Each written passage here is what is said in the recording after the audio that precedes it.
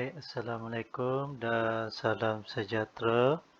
So, untuk hari ini kita akan belajar topik 1.3 iaitu keseimbangan daya.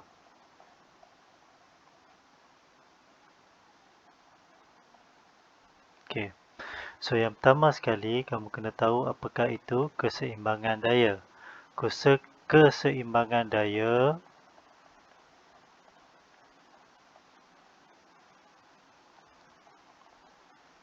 berlaku apabila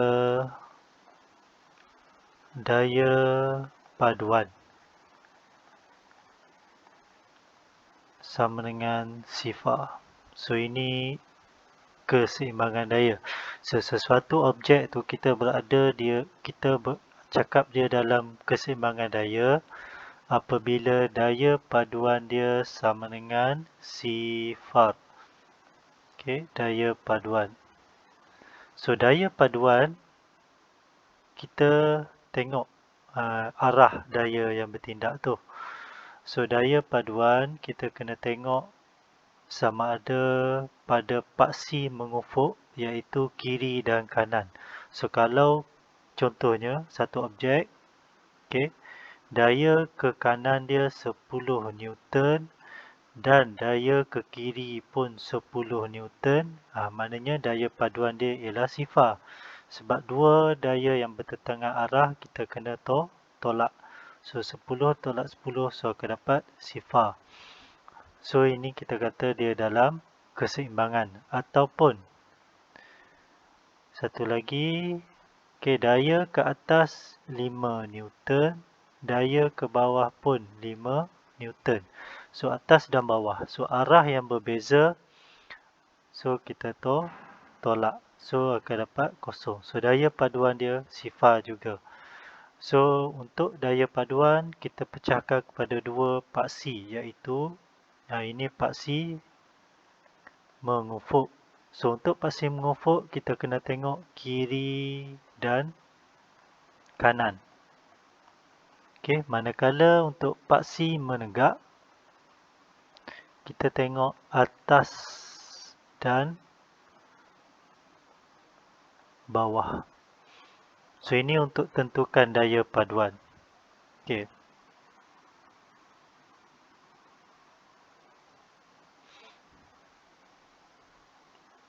Yang kedua, apabila satu objek berada dalam keseimbangan daya, apabila sesuatu objek berada dalam keseimbangan daya, so objek tersebut, keseimbangan daya, so objek tersebut sama ada dia pegun, maknanya dia tidak bergerak.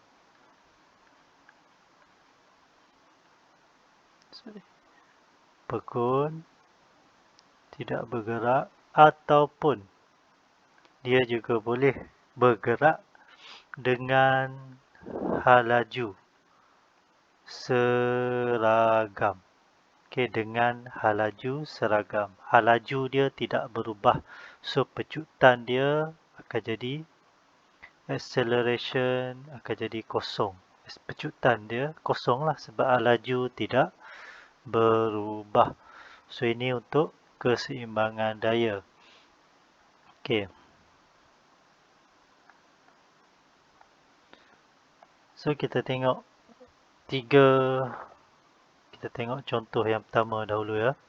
Untuk tentukan keseimbangan daya ini. Okey, so yang pertama sekali, tengok contoh yang pertama, dia bagi satu landasan. Okey, di sini ada satu kotak. Okey, pada kotak ni akan ada satu daya ke atas, iaitu daya reaction. Kemudian pada arah sini akan ada satu daya geseran, frictional force. Okey, Dan di sini akan ada satu sudut. So dia kata ini kotak pegon. So apabila dia kata kotak ni pegon, maknanya dia berada dalam keseimbangan daya, ataupun kita boleh cakap daya paduan sama dengan sifar. So macam mana kita nak tentukan ataupun kita nak lukis dia punya daya paduan, nak bandingkan dia punya daya paduan. So lukis semula kotak tu. Ini kotak. Okay, so ini landasan. Okay, ini ada satu sudut. Okay. So di sini kamu ada satu daya iaitu R. Kemudian 90 darjah dengan permukaan. Ini ialah weight. Okay, berat dia. Kemudian arah sini. Kemudian arah sini F R. Okay. So R ni dia pada paksi menegak. So kita kena bandingkan dia dengan paksi menegak. So R sama dengan, so ingat balik leraian daya hari tu, okay, di mana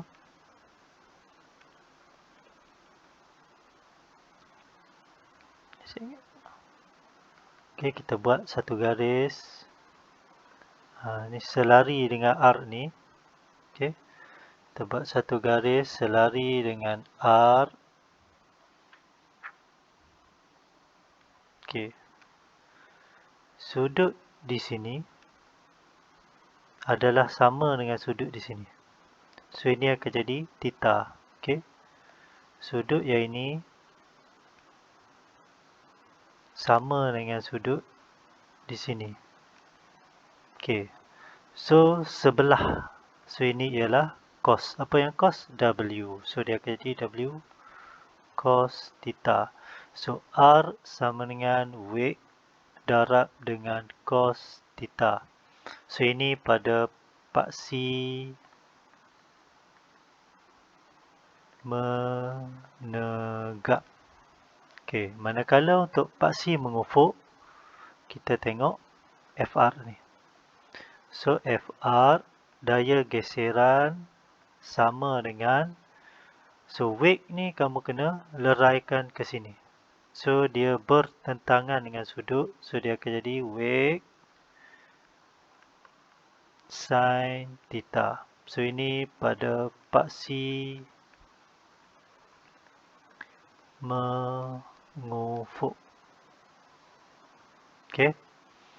Weight ini kita kena leraikan dia ke sini supaya dia selari dengan FR tu, sama paksi. Okay, manakala untuk daya reaction R, kita kena W ni kena leraikan ke sini. So dia bersebelahan dengan sudut. So dia akan jadi cos. Yang ini dia bertentangan dengan sudut, dia akan jadi sin. Okay, ini contoh yang pertama. Okay, untuk contoh yang kedua. Okay, ada satu gambar. Okay, tergantung. Ini gambar tergantung. So apabila gambar tu tergantung, maknanya gambar tu tidak bergerak. So dia dalam keadaan pegon. So bila pegon, maknanya daya paduan sama dengan sifar. So dia juga berada dalam keseimbangan daya. So di sini dia bagi T. T maknanya tegangan tali. T ni ialah tegangan tali. Dan di sini dia bagi satu sudut kita set sini sebagai alfa. Dan ada satu daya ke bawah iaitu berat gambar tersebut. Okey. So sekarang ni untuk tentukan dia punya keseimbangan daya dia. Okey.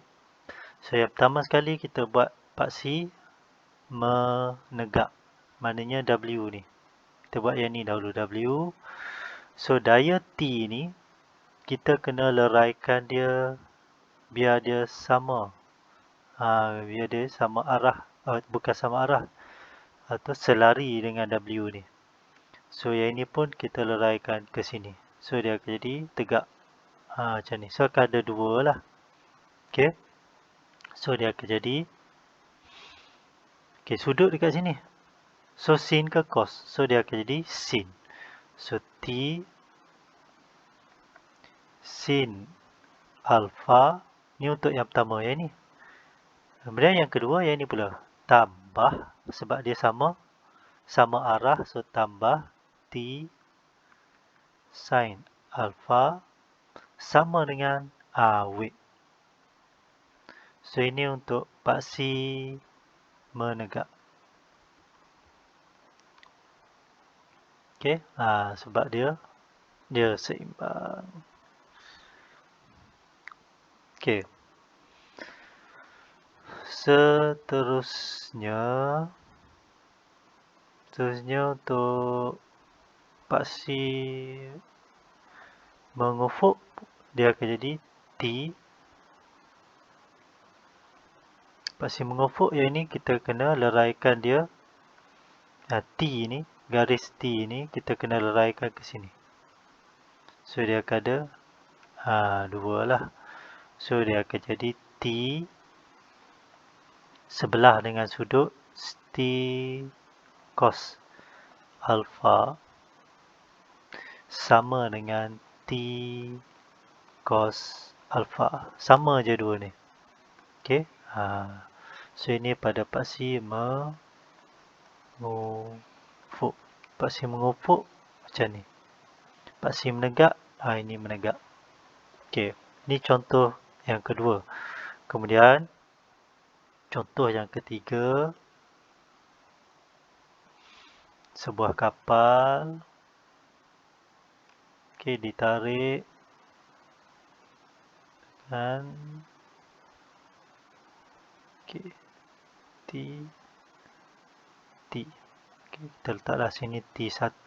Daya yang pertama. Ini daya yang kedua. T2. Okay, tegangan tali. Dan sini dia bagi sudut theta. Sini pun theta. Maknanya sudut yang sama. So kapal. Okay, sini dia kata kapal bergerak dengan laju seragam. So laju seragam maknanya pecutan dia sifar. So apabila pecutan sifar, daya paduan pun sifar. So apabila daya paduan sifar, maknanya dia dalam keseimbangan. Okay, dalam keseimbangan daya. Kemudian belakang ni dia bagi arc, okay, rintangan.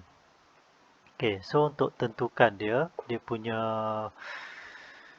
daya paduan. Okay, kita sama juga kena tentukan dua paksi. Okay, yang pertama kita buat paksi mengufuk dahulu. So untuk paksi mengufuk, tengok arc. So daya T1 ni kita kena leraikan ke sini. Dan T2 pun kita kena leraikan ke sini. So biar dia selari dengan arc. So sudut di sini bersebelahan dengan sudut. So dia akan jadi cos.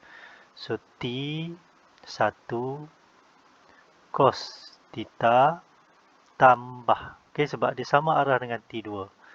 T2 cos theta sama dengan arc. Ni, seimbang. Okay. Ini untuk mengufuk. Kemudian untuk mencancang T ni kita kena leraikan pada paksi menegak. T2 ni pun kena leraikan pada paksi menegak. Okey, so dia akan jadi sudut di sini, ni garis bertentangan. So dia akan jadi sin.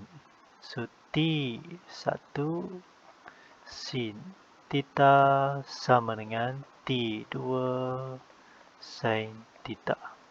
Okey. Okey, sama. Ini untuk paksi menegak. Okey, side.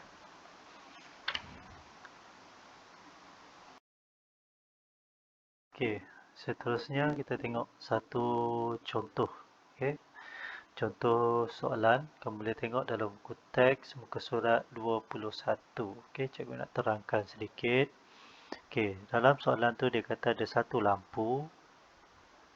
Okey, ini lampu digantung dengan satu tali T, sebab tegangan tali itu ialah 8 Newton. Dan sudut diberi ialah 60 darjah. Kemudian ada satu lagi tali sebagai P. Ni. Cuba nak panah. Okey.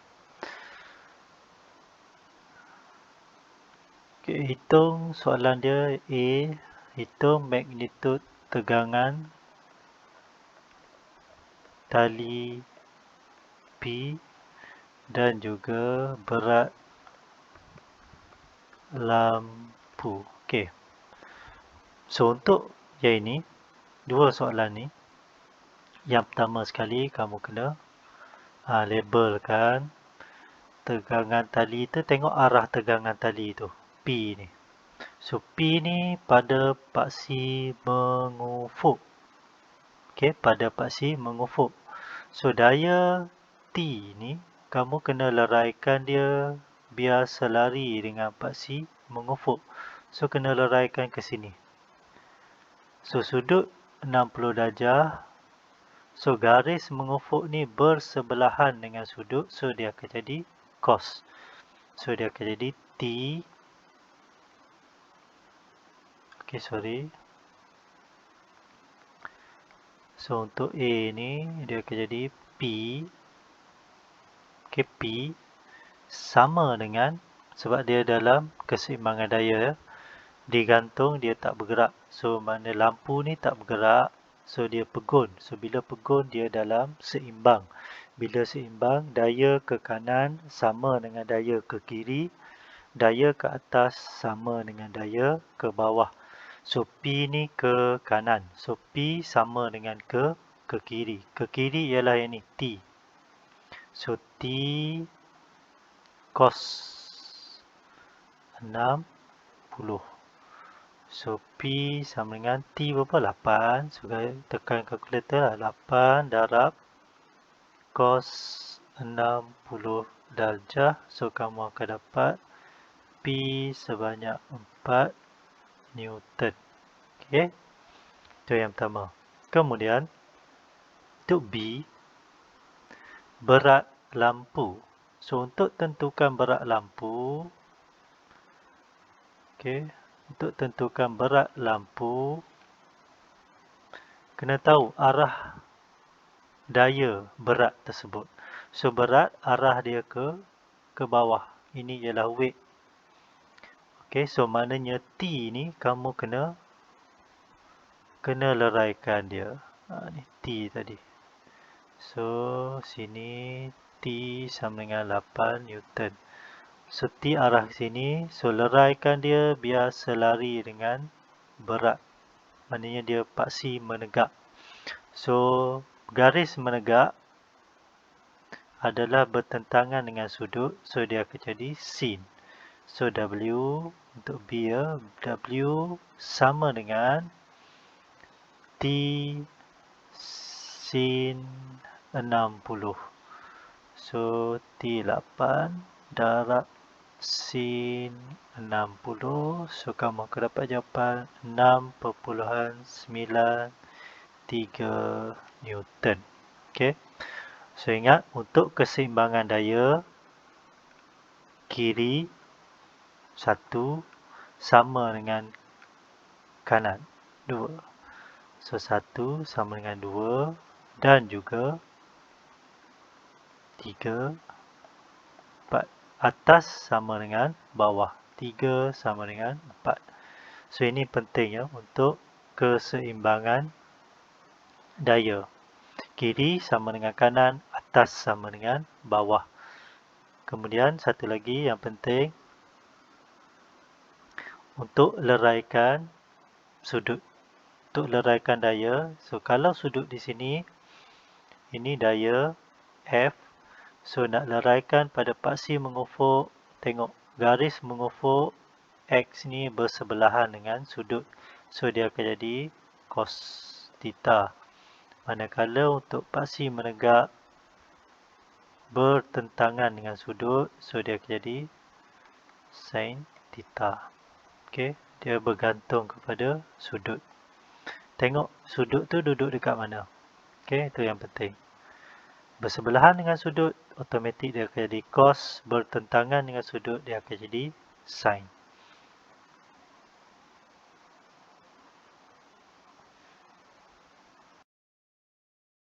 Okey, untuk satu lagi contoh ya. Untuk contoh yang kedua.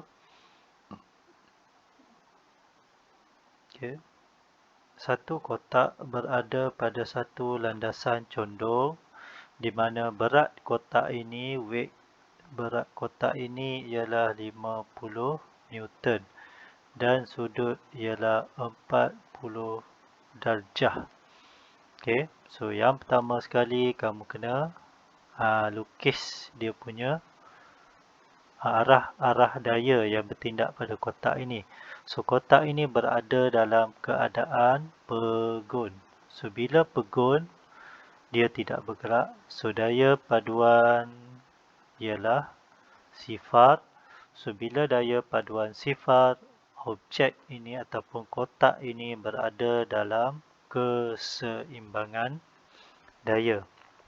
Okay, so untuk labelkan, zoom sikit. Okay, untuk labelkan, okay, yang pertama sekali dia bagi berat. So berat dia 90 darjah dengan permukaan yang bawah ni, yang ini, yang merah ni. Okay, so berat, buat satu garis turun ke bawah, 90 darjah. So ini ialah berat 50 Newton. Okay, kemudian satu garis, kamu buat satu lagi garis 90 darjah dengan permukaan satah kotak ni. Yang ini yang warna biru ni. 90 darjah dengan kotak ini. Okay, so ini ialah daya tindak balas, reaction, ataupun kita labelkan sebagai arc. Kemudian selari dengan arc ni, okay, buat satu tanda. Di mana ingatnya sudut di sini yang cikgu warnakan ni sama dengan sudut yang ini, 40. So sini pun 40 darjah. Okay. So nampak W 40 dekat sini. So sini dia akan jadi W cos 40. Sebab apa cos 40? Sebelah dengan 40 darjah ni, W ni. Okay. Kemudian warna hijau pula. Okay. Ke atas. Okay. Ke atas. Ni garis warna hijau ni. Ini ialah daya geseran. Frictional force. Okay. Dan satu lagi daya yang warna hijau juga ke bawah. Okay. Ke bawah. Tengok W. Sudut di sini. Sudut 40. So bertentangan arah. So dia akan jadi W sin 40. Okay. Dia guna segitiga ni. So ini dia punya lukisan dia. So nanti bila dah siap lukisan ni, senanglah kamu nak bandingkan. So kalau nak bandingkan, ingat atas bandingkan dengan yang bawah, kanan bandingkan dengan yang kiri. So dia tak boleh atas dengan kiri, tak boleh. Dia kena atas dengan bawah, kiri dengan kanan sahaja. Okay. So macam mana nak kira dia punya daya geseran dan juga daya normal ni? So untuk kira daya geseran, so tengok sinilah FR. So daya geseran, okay, FR sama dengan W sin theta. Di mana FR ni ke kiri, yang ini kiri, ke kiri, daya ini ke kanan. So kiri dengan kanan dia mesti sama sebab objek tu pegun, tidak bergerak. So daya paduan dia sifar, seimbang. So wake berapa tadi? Wake 50, so darab dengan sin 40. So FR kamu akan dapat, tekan kalkulator, 32.14 Newton. So ini untuk FR. Okay, manakala untuk dapatkan R ni ke atas, dia sama dengan yang ke bawah. Ke bawah ialah W cos 40. Ini bawah.